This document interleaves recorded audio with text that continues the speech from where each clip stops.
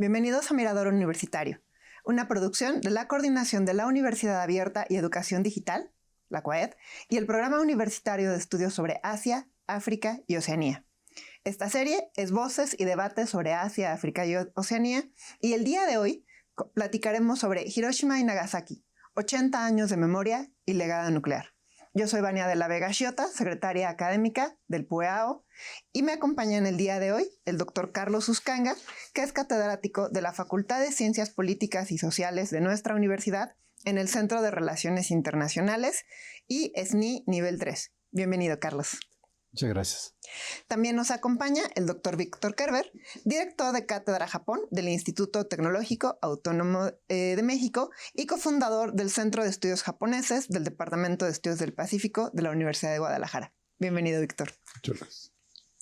El día de hoy vamos a platicar entonces en el marco de las actividades del Programa Universitario de Estudios sobre Asia, África y Oceanía de una conmemoración de este año que cumple 80 años de uno de los desastres humanitarios posiblemente más importantes, no solamente del siglo XX, sino de nuestra historia como humanidad.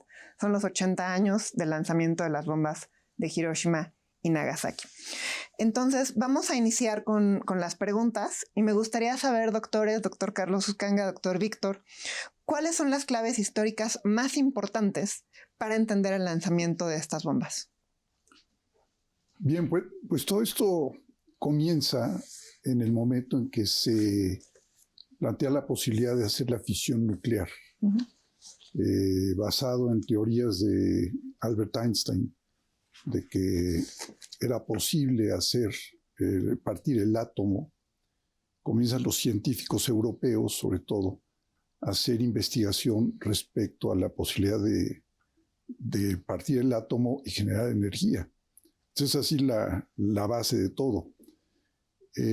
Esto evolucionó a principios del siglo XX y llega un momento en que un grupo de científicos se van a los Estados Unidos y en los Estados Unidos continúan con este proyecto, pero ya con el objetivo de fabricar un artefacto nuclear para uso militar.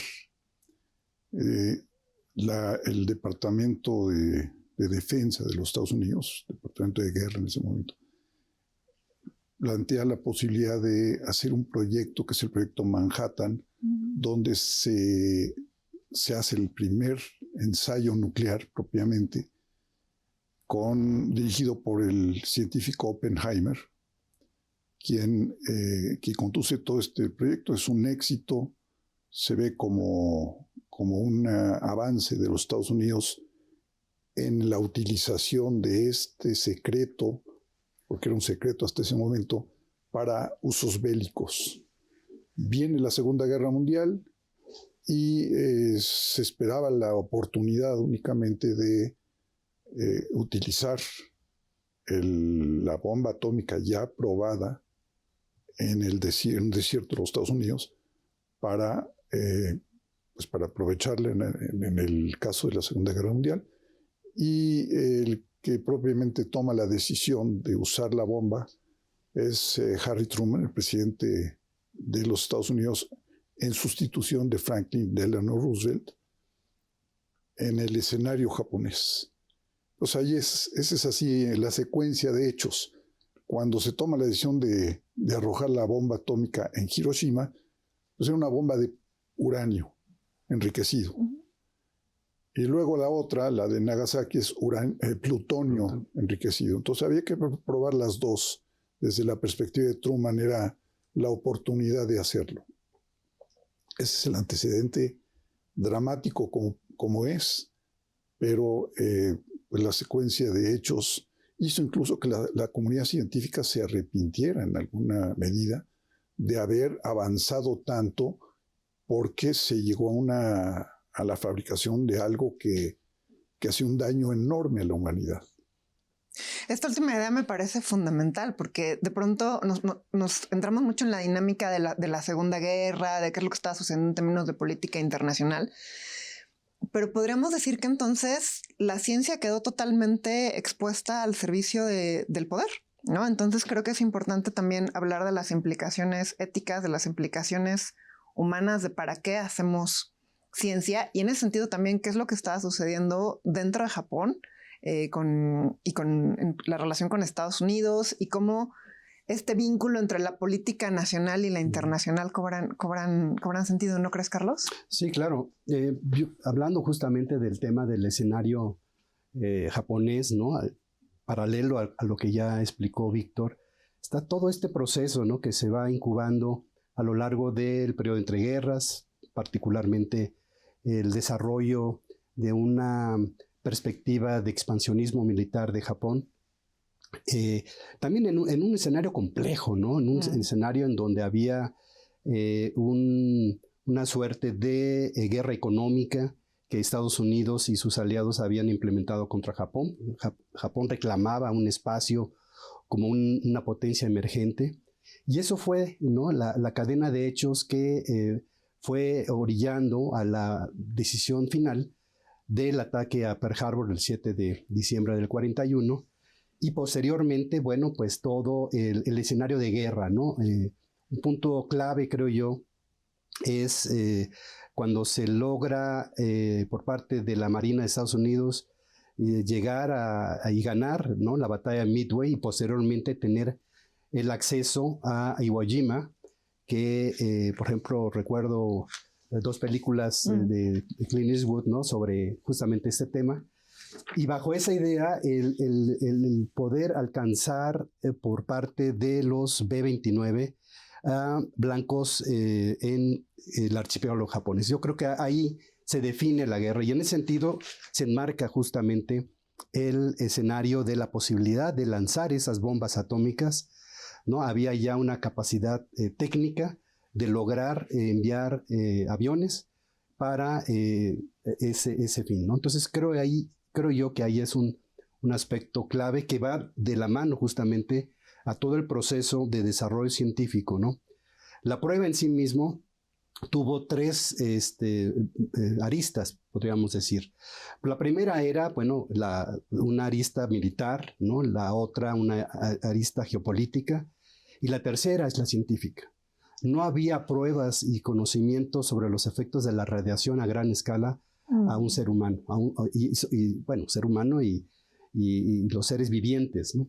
Entonces, eso es un poco lo escabroso, diríamos, de esta prueba, ¿no? Y los resultados que hubo posteriormente al lanzamiento de las bombas, como ya Víctor hizo mención.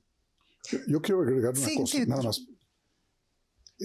Había también en los Estados Unidos una animadversión muy grande contra Japón después del ataque a Pearl Harbor. Y es un odio el que se tenía contra la comunidad japonesa de tal nivel que a los japoneses que vivían en Estados Unidos, sobre todo en California, los segregaron, los metieron en campos de concentración. Y se puede decir que este odio llegaba ya a niveles racistas, ¿no? De xenofobia antijaponesa. Entonces, esto hasta ayudó un poco a que Truman tomara la decisión, porque la población estaba realmente furiosa contra el ataque que se había dado a Pearl Harbor, Y había todo este antecedente que digo, de antijaponismo, que condujo también a esta situación. Entonces hay que ver eso. Sí, por supuesto. Este es un tema que tú has trabajado a profundidad, ¿no? O sea, cómo estas narrativas racistas, y creo que es una de las cosas que nos tenemos que cuestionar, qué tanto ha cambiado el mundo en 80 años, ¿no? Si seguimos alimentando estas narrativas, si ya realmente podemos hablar de una sociedad internacional más diversa, si ya este mito de la globalización dejó de serlo y si realmente podemos convivir. Y creo también que con estas ideas podemos hablar de cómo el Pacífico empieza a cobrar sentido y ver la era del Pacífico, ¿no? Porque son estas relaciones entre estos dos países, pero no solamente, o sea, también la URSS, por supuesto, después también China. Entonces creo que son estos elementos que nos ayudan a hablar de ciencia, nos ayudan a hablar de ética, de filosofía y por supuesto también de relaciones internacionales. ¿Habría alguna otra idea, Carlos, que piensas que estamos dejando fuera? Sí, vamos, no tanto fuera, sino digamos en la misma línea en que estamos reflexionando este proceso que en efecto marca un escenario inédito, ¿no? Es decir, el aperturar el frente del Pacífico, ya estaba la guerra en Europa desde el 39, Estados Unidos había entrado tarde al conflicto, ¿no? Esto es parte también de lo que hemos aprendido y estudiado del proceso de toma de decisiones en los Estados Unidos. Y en efecto, ¿no? El 41, con el ataque de Pearl Harbor, es el momento decisivo, ¿no? Hay una serie de interpretaciones, si realmente fue un ataque que los dejó desprevenidos, o si ellos ya tenían conocimiento a través de sus servicios de inteligencia de que posiblemente podía haber un escenario bélico en alguna de las islas que controlaba Estados Unidos en el Pacífico. En fin, es parte de la historia, ¿no? Pero es un hecho que se apertura. Y ahí también viene el lado japonés, ¿no? Había voces también al interior de Japón que no querían abrir un frente de guerra con los Estados Unidos, pero otros sí, ¿no? O sea, los diríamos, sectores más conservadores, ¿no? De la milicia, señalaban que era imprescindible, que era una acción que no podía revertirse. Y bueno, pues ahí los resultados, pues la historia los comprobó, ¿no? De cuál fue la decisión correcta o no. Sí, por supuesto. La entrada de Estados Unidos implicó pues la entrada de un montón de jóvenes descansados, bien nutridos, frente a otros países, otros frentes que no estaban así. El caso de Japón, por supuesto. Y creo que una idea que me gustaría que quedara muy redonda es Hiroshima como un laboratorio científico. Posiblemente de las cosas más espeluznantes del Museo Conmemorativo de la Paz es esta sección donde nos muestran cómo se fueron seleccionando las ciudades, ¿no? Como si fueran simples variables de laboratorio. De parte del Programa Universitario de Estudios sobre Asia, África y Oceanía, les queremos compartir 3 ediciones que hablan sobre procesos históricos, políticos y sociales de Japón. Son 3 libros. El primero de ellos data de una temática de hace 400 años, la misión Hasekura, que marca, de acuerdo a los japonólogos, el inicio de las relaciones entre lo que ahora son México y Japón. Este libro acaba de cumplir 10 años y se encuentra disponible para su descarga gratuita en la página del PUEAO. El segundo libro, coordinado por el doctor Carlos Uscanga, igual que el primero, habla de las alternativas al modelo de desarrollo, donde a través de una compilación de académicos de dentro y fuera de la UNAM, se discuten cuáles son los elementos que se tiene que considerar para volver a dar vigencia o para replantear un modelo para el desarrollo en Japón.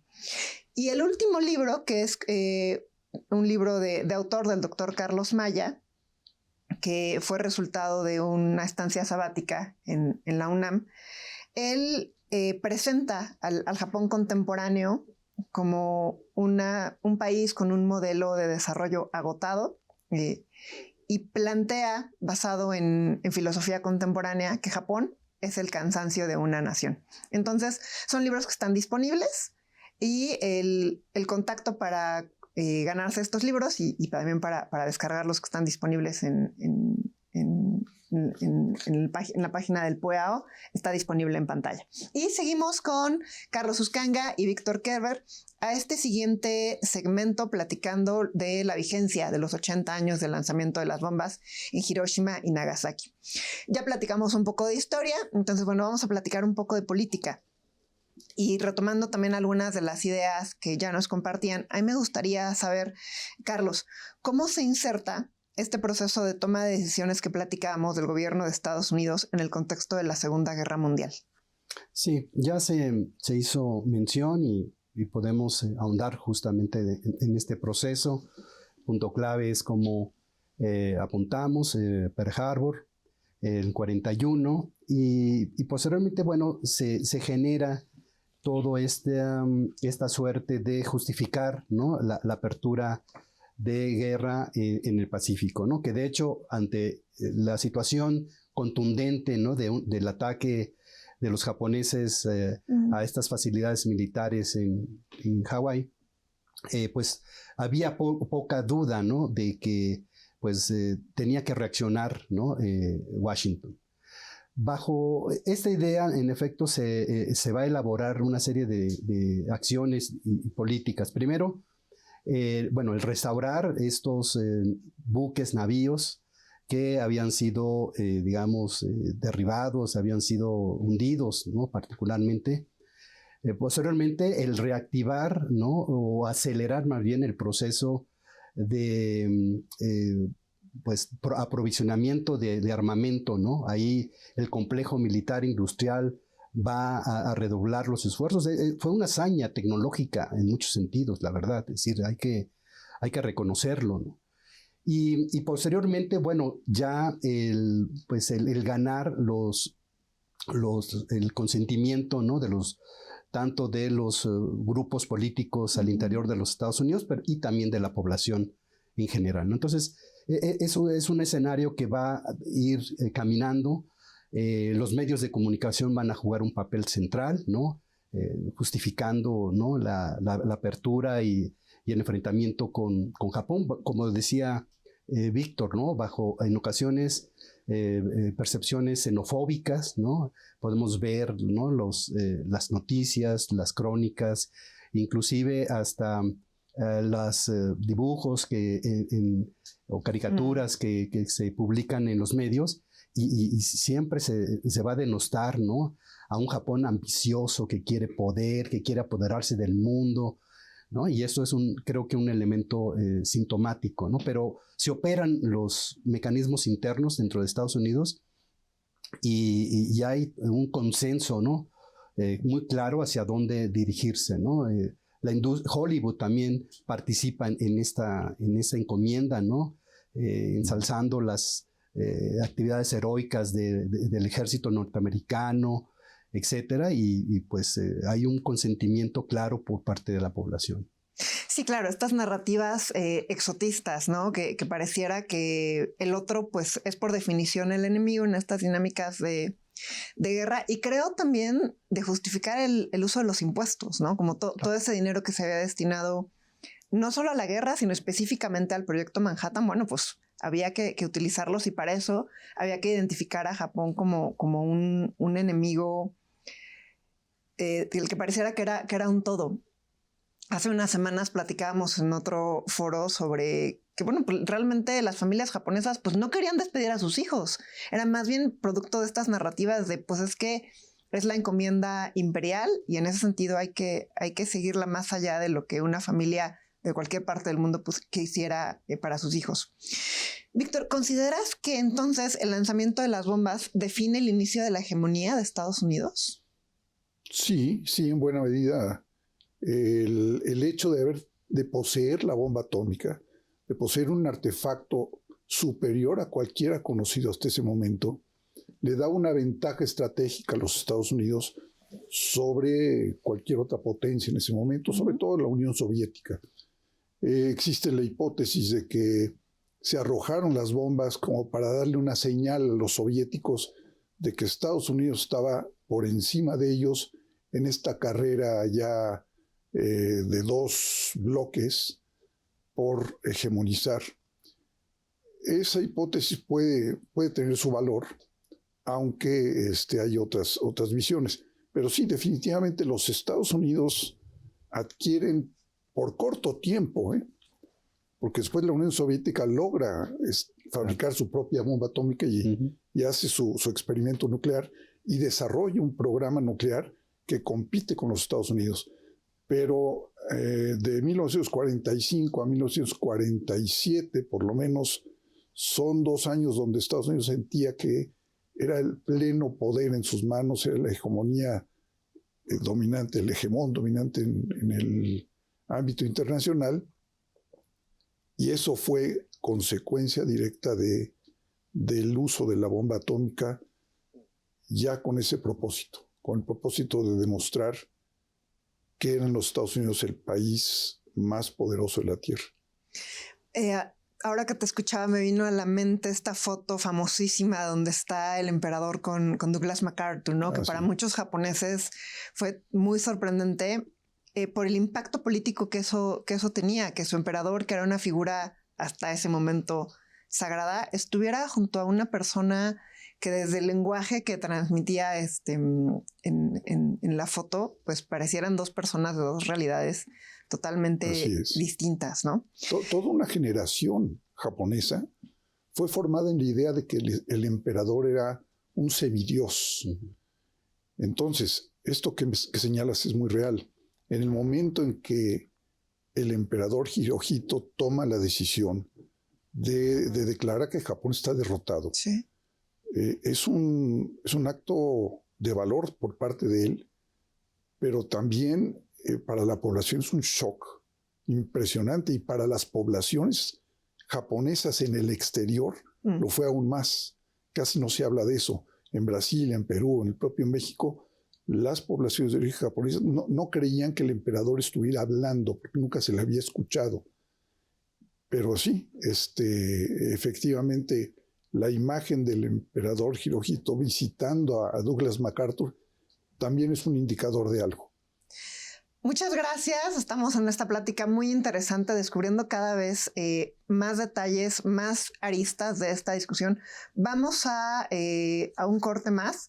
Si no sin antes, por favor, los invitamos a consultar nuestras redes sociales, disponibles también en pantalla, de Mirador Universitario, de la CUAED y del Programa Universitario de Estudios sobre Asia, África y Oceanía. Regresamos.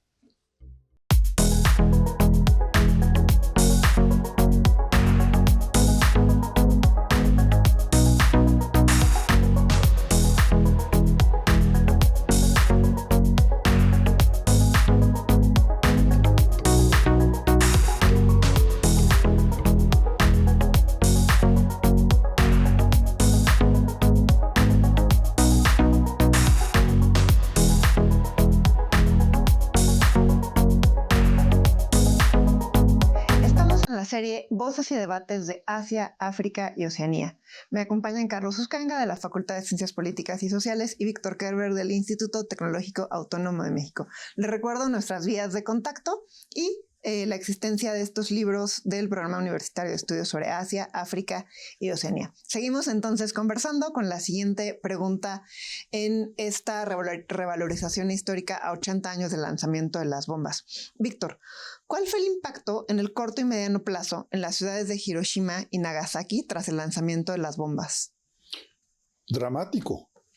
Es decir, la gente que padeció el arrojo de estas bombas, pues obviamente los que sobrevivieron estaban en un shock tremendo, padeciendo las consecuencias de la radiación nuclear, que es algo que no podemos imaginar, solamente en fotografía lo hemos visto, porque sus cuerpos se quemaban, se desgastaban con mucha facilidad, sus cabellos se desprendían.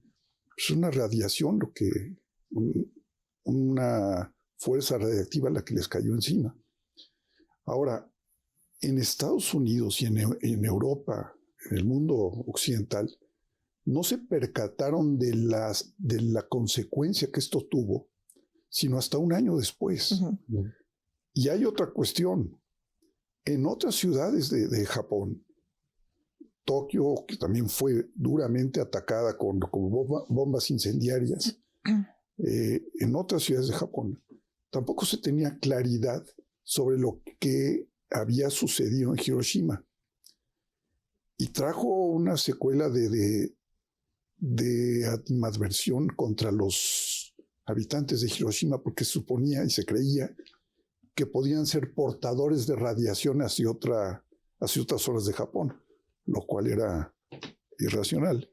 Pero se desata una serie de prejuicios, tanto fuera de Japón como dentro de Japón, que a veces no se mencionan tanto, pero que son reales. El shock golpeó de manera diferente a distintas poblaciones. Eso es lo que podría decir como secuela directa de las bombas. Sí, era por un lado un experimento científico, pero por otro también estuvo este tema del cerco informativo, ¿no? O sea, dentro de Japón, a pesar de ser el país con más distribución tiene los periódicos más grandes del mundo, pues sí, al otro día y los siguientes días y las siguientes semanas no se sabía qué era lo que había sucedido. O se negaba, o se cerraban los ojos ante esta situación. Sí, las primeras reacciones fue que había explotado un arsenal militar, ¿no? De gran magnitud, y había desconocimiento, en efecto, no había claridad, inclusive dentro del propio gobierno de Japón, porque si bien se sabía que la opción nuclear se estaba desarrollando, todavía técnicamente no sabían si ya se había podido concluir este proceso de fisión nuclear. Y eso es muy, muy sintomático, ¿no? Es hasta la declaración que hace Truman, donde ya se oficializa y se sabe pues, que fue utilizado un artefacto nuclear, ¿no? Como ya dijo Víctor al inicio del programa, en el caso de Hiroshima, uranio 235, y en el caso de Nagasaki, ¿no? Plutonio 239. Que más a nivel técnico eran bombas totalmente nuevas, ¿no? Hay que recordar que además Japón ya venía de un contexto de guerra, es decir, la población ya tenía una serie de dificultades de abastecimiento, sus dinámicas cotidianas no eran las de una sociedad en un estado de normalidad, sino ya estaban en un estado de guerra, de carestía. Y entonces, bueno, de pronto enfrentarse a algo que además el tema del hongo nuclear es que la bomba explota arriba, ¿no? Entonces el radio de destrucción es mucho más grande. De hecho, creo que explotó a 600 metros del punto el punto de tierra, ¿no? Y por eso el proceso, en el caso de Hiroshima, fue mayor. En el caso de Nagasaki, como sabemos, estaba nublada la ciudad. El blanco primario era Kokura, el alternativo era Nagasaki. Y el mismo piloto que lanza a Fat Boy señala que se apertura en el cielo un pequeño hueco, y ahí se lanza y se lanza en el valle de Urakami, que según los expertos esto impidió que hubiera mayor decesos, a diferencia de Hiroshima, que todavía las cuentas no son claras. Algunos dicen que de manera conjunta son 200,000, otros señalan un número menor y otros mayores. No hay un recuento claro del número de decesos inmediatos y después posteriores a la radiación, como ya hizo mención Víctor, ¿no? Y sus efectos. Hay escenas dantescas. Sí. Gente que se desvaneció, desapareció completamente, que quedó la pura sombra, como una película que se estampó. Se sabe que existió alguna persona, pero quedó la pura sombra porque se desvaneció inmediatamente por la ola de calor que se desprendía de las bombas. Entonces, esas y las fotografías que llega a ver posteriormente nos dan una idea de que esto es algo inimaginable y indeseable para futuras guerras o causas bélicas. Que es justamente este mensaje que los Hibakusha desde su organización han tratado de lanzar el mensaje, ¿no? De pues Hiroshima y Nagasaki nunca más. Y justamente pensar en la ciudad de Hiroshima como la ciudad de la paz y construir esta memoria de pues, ¿qué queremos hacer con esa ciudad que fue destruida, donde se vieron cosas que nunca antes se habían visto? Y que el mensaje es, y que además, pues, nunca más tienen que volver a suceder, ¿no? O sea, como ahí como humanidad, pues fallamos, como que la guerra quedó y los medios que justifican la guerra, pues llegaron a atentar a una población civil, a que además la población se acostumbrara al avión bombardero durante semanas antes, pues para que cuando lo vieran ese día reaccionaran de manera normal y entonces pudiera haber un análisis científico con menos sesgo. Entonces, parecía que no estamos hablando de una ciudad de gente que no tenía nada que ver con la guerra, nada que ver con los conflictos de Japón en la Segunda Guerra Mundial. Entonces, justamente vamos a una entrevista donde vamos a escuchar al señor Yasuaki Yamashita, que es uno de los Hibakusha, que él tenía 6 años, vivía en Nagasaki cuando la bomba fue arrojada, y su misión de vida es eso, ¿no? Es conservar la memoria y compartir su historia. Entonces vamos a escucharlo.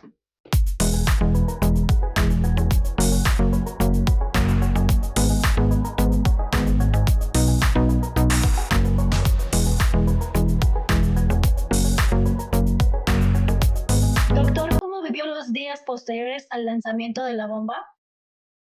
Sí, como mencionaba, realmente el Japón ha sido destruida por completo, quedó en ruinas, así no hay que como borrar del mapa. Pero después, presenciar la muerte de un niño de a mi edad que habían ido a la montaña a entretener cazando insectos como cigarras y libélulas.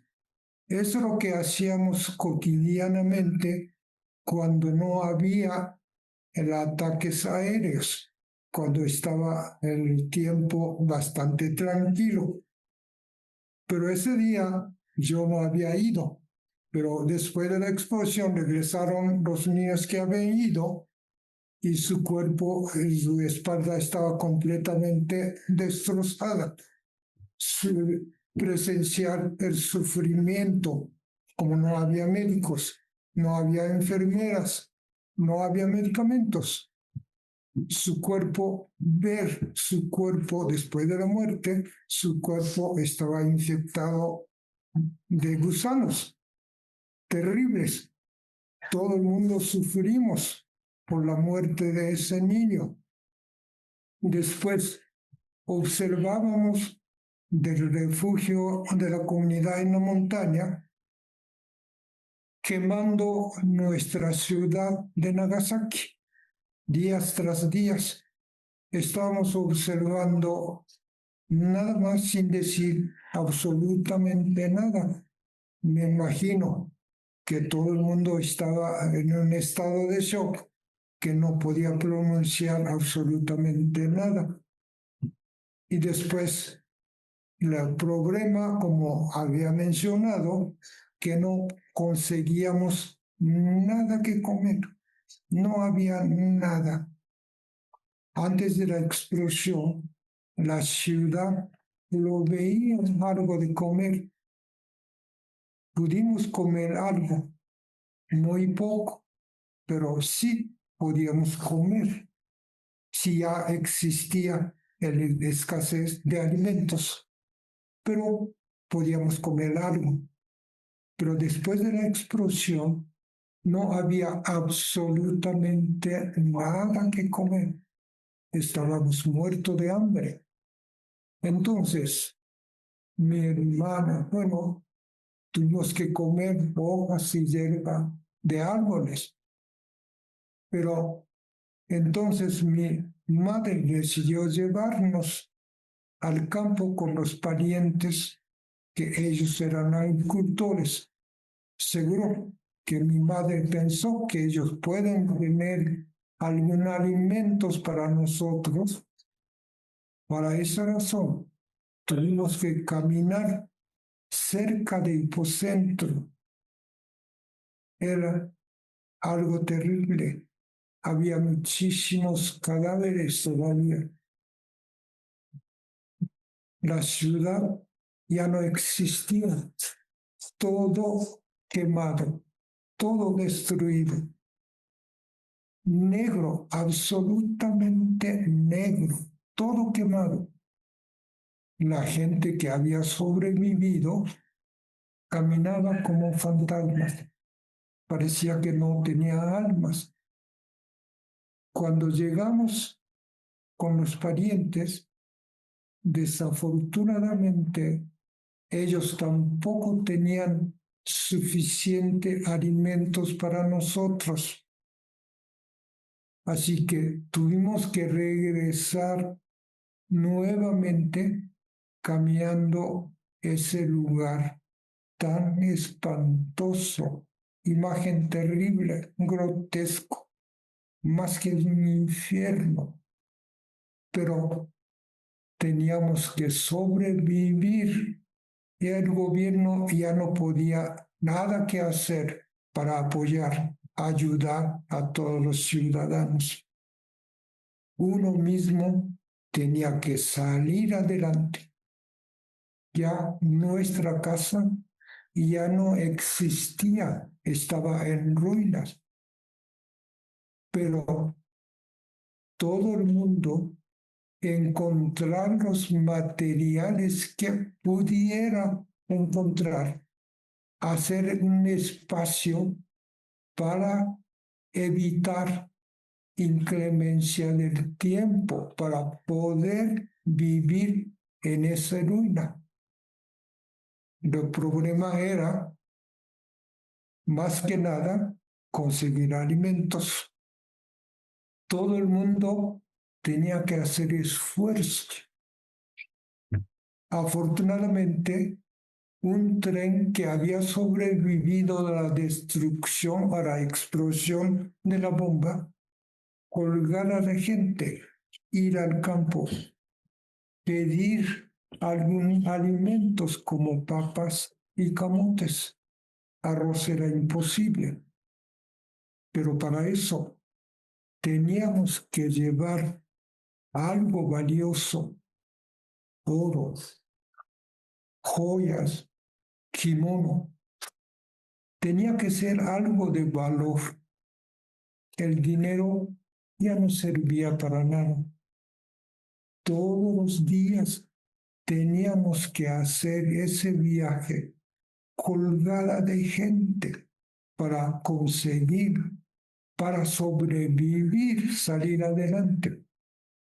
Afortunadamente, los niños teníamos algo que comer, pero no era suficiente, muerto de hambre. Por eso nosotros niños juntos íbamos a conseguir algo para satisfacer nuestra hambre. Afortunadamente pudimos sobrevivir, salir adelante.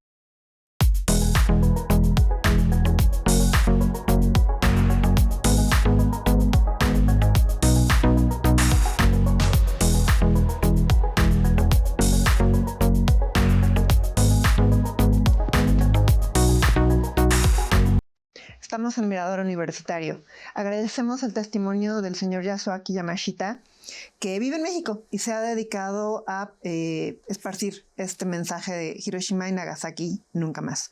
Estoy con Carlos Uscanga y Víctor Kerber conversando a 80 años del lanzamiento de las bombas de Hiroshima y Nagasaki.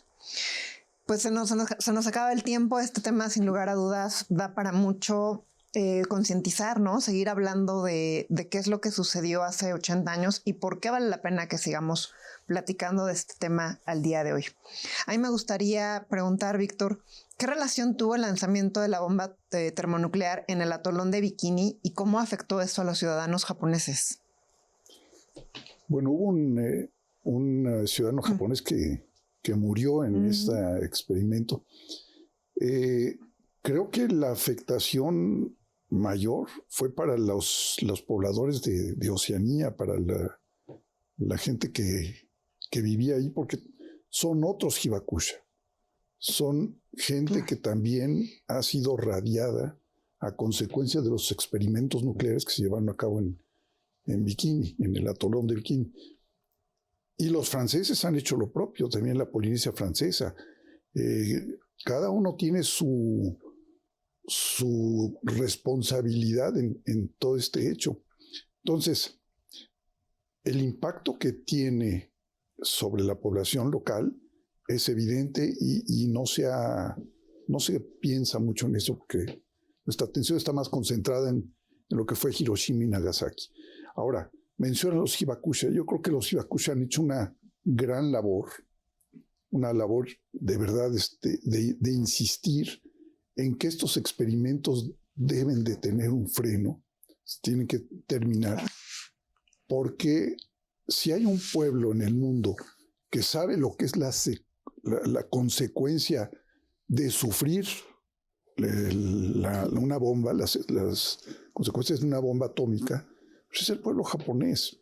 Son ellos los que están llevando la voz cantante a todo el mundo y por eso se les reconoce. Ese yo diría que es una consecuencia directa. O sea, han estado haciendo mucho los sobrevivientes de las bombas para que esto no vuelva a repetirse.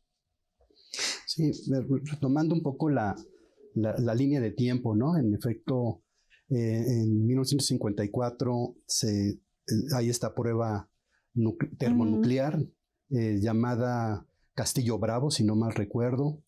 De hecho, el barco, el Daigo Fukuryu Maru, o Lucky Dragon, como se denomina en español, que no sé si realmente tuvo mucha suerte o no, sería un poco la ironía, estaba fuera del área de embargo, ¿no? Es decir, no se encontraba cercano, pero la explosión nuclear fue de tal magnitud que les llegó.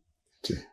Estos 23 marinos que estaban ahí relatan que de repente se oscurece el cielo y empieza a caer ceniza, que después fue denominada la ceniza de la muerte, ¿no?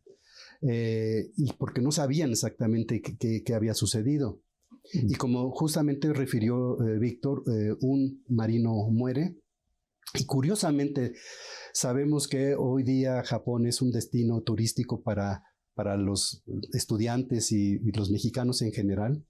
Pueden ver el barco ya reconstruido en un parque, si no me recuerdo, es Yumenoshima, que está muy cerca de la estación Shinkiba, pues un poco en la periferia de Tokio, ¿no? Ahí pueden ver el barco, la reconstrucción y también pues la narración de los hechos, ¿no? Y como señala Víctor, ¿no? Correctamente, es la tercera incidencia que afecta a ciudadanos japoneses, ¿no? La primera Nagasaki, la segunda Hiroshima y la tercera esta prueba nuclear en 54 en el atolón de Bikini, que casi no se documenta, ¿no? O se olvida dentro de lo que ya refirió Víctor de la experiencia y la tragedia de los Hibakusha, es decir, a las víctimas de las bombas nucleares. E incluso también el proyecto Trinity, ¿no? O sea, se habla de Hiroshima como la primera bomba, que sí, fue la primera bomba en contra de población civil, pero el proyecto Trinity también incluyó una detonación, ¿no? Y también en términos de cuáles son las afectaciones que se tiene a la tierra, al medio, pues también habría que considerar esa primer detonación. A mí me parece muy interesante hablar en términos de la construcción de la memoria. O sea, cómo las ciudades de Hiroshima y de Nagasaki, pues fue una decisión construir este mensaje de paz. O sea, Hiroshima se autodefine como la ciudad de la paz y entonces el museo está planeado así, la ceremonia conmemorativa del 6 de agosto está pensada así, a diferencia, por ejemplo, de ciudades europeas, que la manera en la que conservan la memoria de la Segunda Guerra Mundial es diferente. Lo que hizo el gobierno japonés para el caso de Hiroshima y de Nagasaki es decir, bueno, pues vamos a no permitir que esto vuelva a suceder, pero a través de una narrativa de construcción de la paz. Y en ese sentido, pues creo que vale la pena mucho hablar del premio Nobel que le fue otorgado a Nihon Hidankyo. Carlos, ¿de qué manera este premio contribuye a la construcción de una memoria histórica y su legado? Sí, fue determinante. Yo creo que fue un guiño no tanto guiño, ¿no? Más bien un reconocimiento de la lucha histórica que los Hibakusha han tenido a lo largo de estos años, que ha sido muy difícil, ¿no? Tanto en el terreno jurídico, ¿no? Para reconocer a las víctimas, tanto en pues, el activo político que esto ha implicado, ¿no? Su movimiento.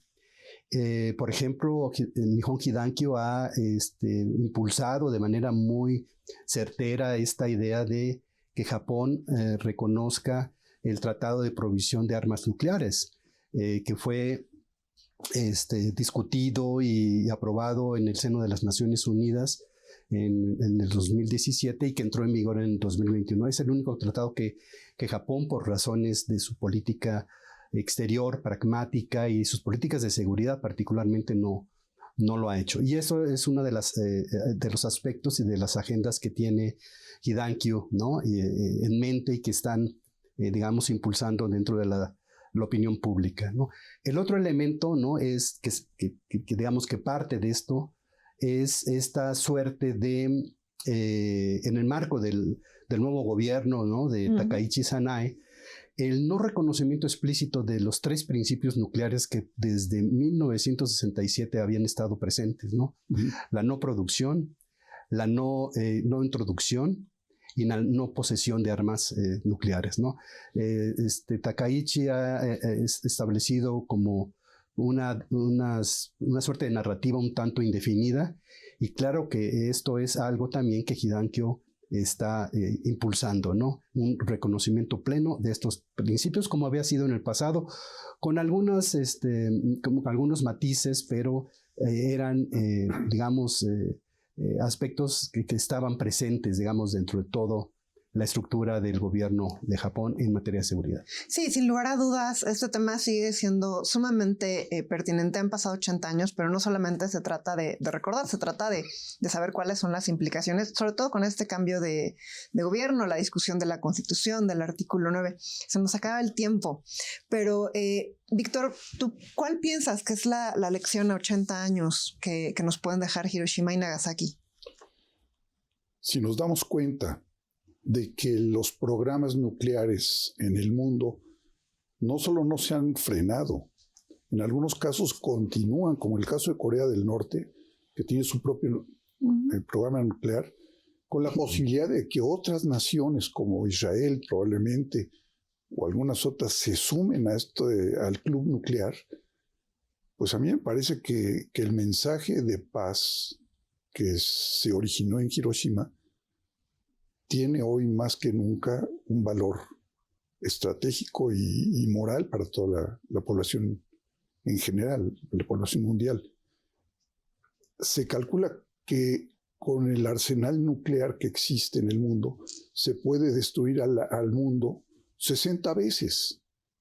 Eso es una ridiculez. Es una locura pensar que se puede destruir 60 veces el mundo con lo que tenemos.